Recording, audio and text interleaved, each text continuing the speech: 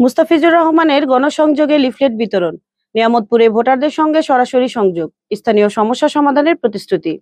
বিশেষ প্রতিনিধি সাইদুল ইসলাম হেলালের পাঠানো প্রতিবেদনে দেখুন বিস্তারিত।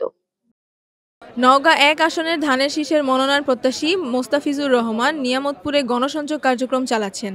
শুক্রবার সকাল থেকে বিকেল পর্যন্ত শ্রীমন্তপুর এলাকার বিভিন্ন স্থানে তিনি এবং তার দলের অঙ্গ সংগঠনগুলো লিফলেট বিতরণ করেন এবং সাধারণ মানুষের সঙ্গে কুশল বিনিময় করেন।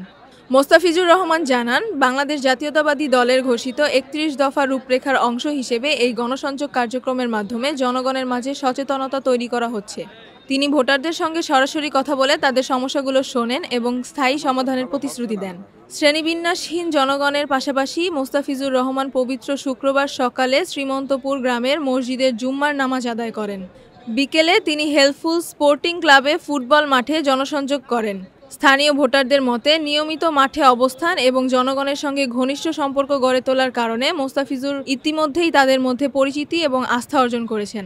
নিয়ামতপুর উপজেলা বিএনপির সাধারণ সম্পাদক মোস্তাফিজুর রহমান বলেন, জনগণের সমর্থনই আমার সবচেয়ে বড় শক্তি। আমি চাই তাদের আস্থা ও ভালোবাসার প্রতিদান দিতে। আমার লক্ষ্য বেকারত্ব দূর করা, শিক্ষা ও স্বাস্থ্য খাতে টেকসই উন্নয়ন আনা এবং এলাকার যোগাযোগ ব্যবস্থা আরও সহজ ও আধুনিক করা। আল্লাহ আমাকে সুযোগ দিলে নিয়ামতপুর উপজেলা একটি মডেল আসন হিসেবে গড়ে তুলতে চাই। এ সময় বিএনপি ও তার অঙ্গ সংগঠনের নেতৃবৃন্দ সহ বিপুল সংখ্যক মানুষের উপস্থিতি লক্ষ্য করা গেছে।